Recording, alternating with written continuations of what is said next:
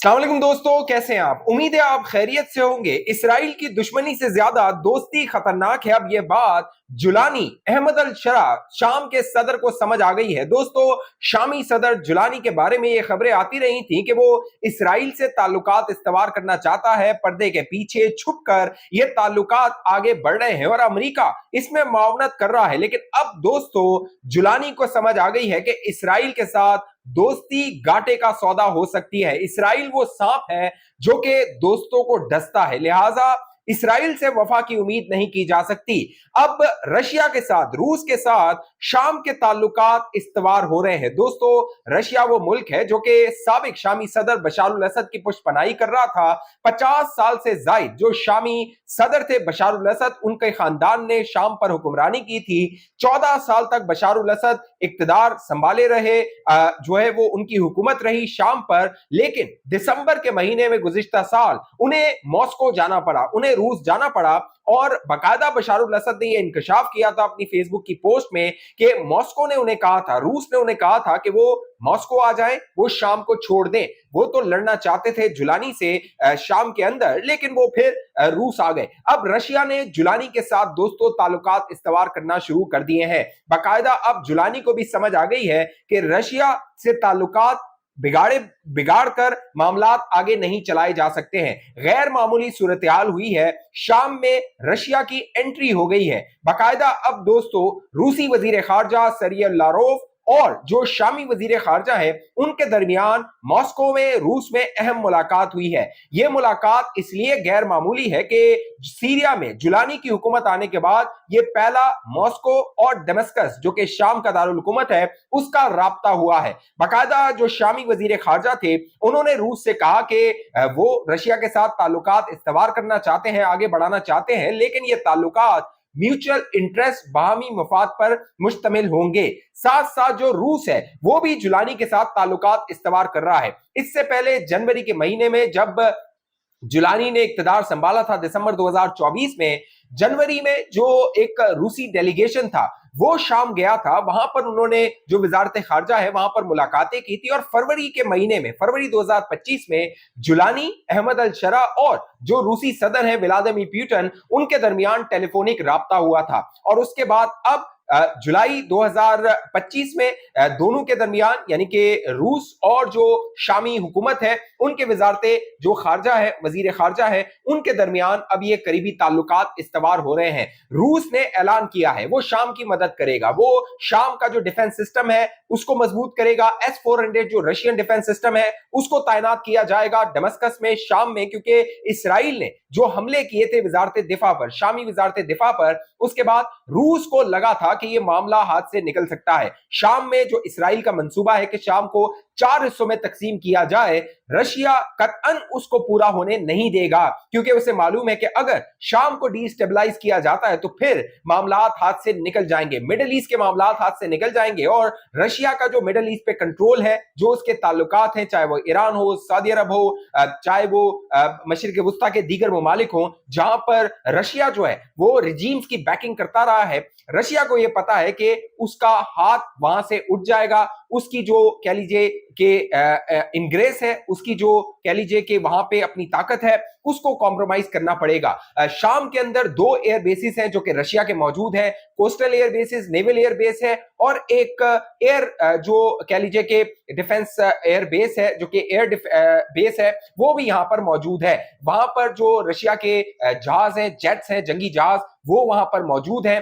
अब तक जो जुलानी की हुकूमत है उन्होंने इन बेसिस को खत्म नहीं किया और रूस भी चाहता है कि इन बेसिस को बरकरार रखा जाए। जो सोवियत यूनियन जो कि होता था उसकी टेरिटरी से बाहर ये पहला मुल्क है शाम जहां पर रशिया के जो है वो एयर बेसिस, बल्कि 2 एयर बेसिस मौजूद हैं। अब जो जुलानी और रूसी सदर व्लादिमीर पुतिन के दरमियान कॉल हुई, उसमें दोनों ने यह तय किया कि जो शाम की खुदमुख्तारी है उस पर सौदा नहीं होने दिया जाएगा। दोस्तों, पहले मैंने आपको बताया था जो तुर्की है वो शाम की फौज को ट्रेन कर रहा है। हालिया दिनों में जो तुर्की में बाकायदा एक मिलिट्री एग्जीबिशन हुई थी, वहां पर जो शामी फौज के हुकाम थे वो गए थे, वहां पे मुआहदे साइन हुए थे और तुर्की ने ये इजहार किया था कि वो शामी फौज को ट्रेन करेगा। अब यही मामला रूस जो है वो करने वाला है। दोस्तों, रूस शामी फौज को ट्रेन करने वाला है ताकि जो शामी फौज है, जुलानी की फौज है, वो अपने दिफा को मजबूत बना सके और जो इसराइली मंसूबा है शाम को 4 हिस्सों में तकसीम करने का, उसको पूरा होने ना दिया जाए। पहले मैं आप दोस्तों को बताता रहा हूं कि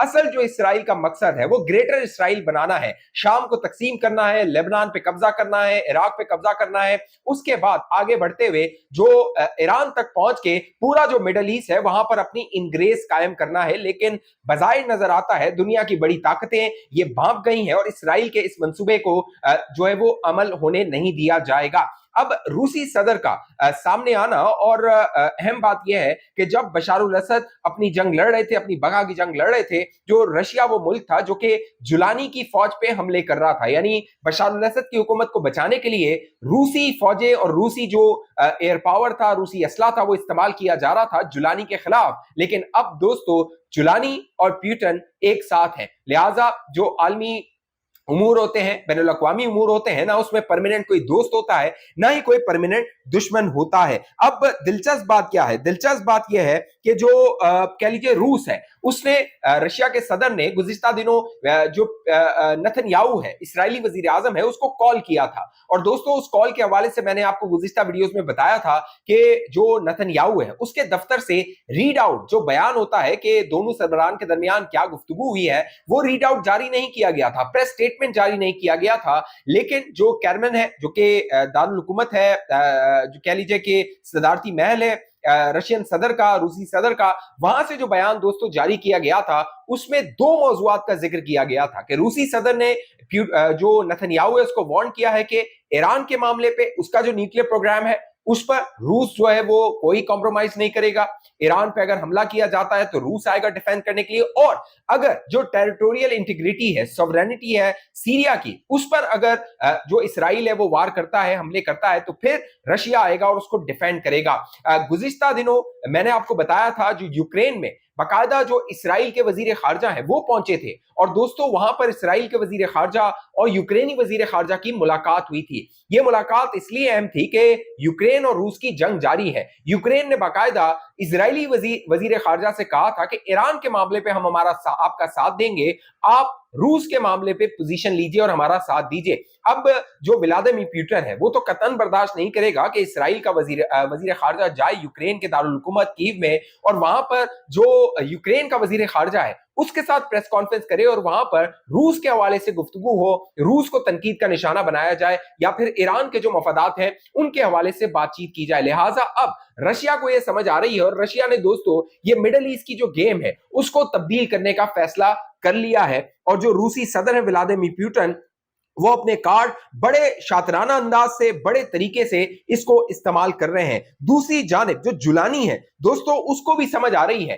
कि जो कह लीजिए अमेरिका था वो जुलानी को अपनी गोद में बिठाकर खिला रहा था। मैंने आपको बताया था मई के महीने में जब डोनाल्ड ट्रंप सऊदी अरब गए थे, वहां पे जुलानी से सऊदी शहजादे ने मुलाकात करवाई थी, जुलानी की डोनाल्ड ट्रंप के साथ मुलाकात करवाई थी, और बजाय नजर आ रहा था कि जो जुलानी है वो अमेरिकी पिट्ठू है, या वो उन ताकतों का पिट्ठू है जो कि अमेरिकी मफादात को प्रोटेक्ट करते हैं, इसराइल को प्रोटेक्ट करते हैं। लेकिन अब जुलानी को आहिस्ता आहिस्ता समझ आ रही है कि बैनुल अक़वामी मामलात में न कोई परमानेंट दोस्त है, न कोई परमानेंट दुश्मन है। लिहाजा अब जुलानी अपने जो कार्ड्स हैं उनको तरीके से इस्तेमाल कर रहा है। दूसरी जानिब दोस्तों, जो डोनाल्ड ट्रंप है उसके लिए मुश्किलात बढ़ती जा रही हैं। बाकायदा अब अमेरिकी वेबसाइट है दी अटलांटिक, उसने जो व्हाइट हाउस के जराये से रिपोर्ट किया है, उसने बताया है कि डोनाल्ड ट्रंप की फ्रस्ट्रेशन में इजाफा हो रहा है। डोनाल्ड ट्रंप जो कह लीजिए गजा की वॉर है उसको रोकना चाहता था। डोनाल्ड ट्रंप की यह ख्वाहिश थी कि उसे नोबेल पीस प्राइज मिले, लिहाजा वो चाहता था कि जो फलस्तीन का मामला और इसराइल का मामला है ये हल हो जाए,